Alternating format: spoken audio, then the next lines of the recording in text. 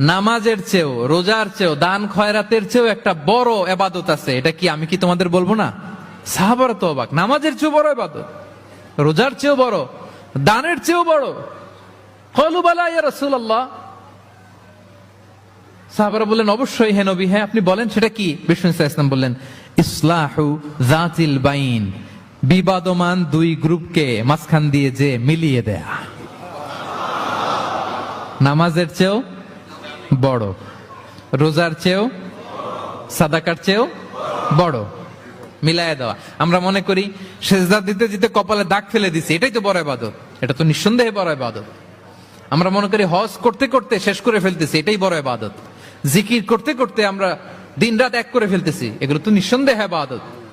কিন্তু দুই ভাই বিবাদমান দুই গ্রুপের মধ্যে আপনি যদি মিলিয়ে দেন, এগুলো নফল রোজা, নফল দান, নফল সালাতের চেয়ে বেশি সওয়াবের কাজ। পড়েন সুবহানাল্লাহ।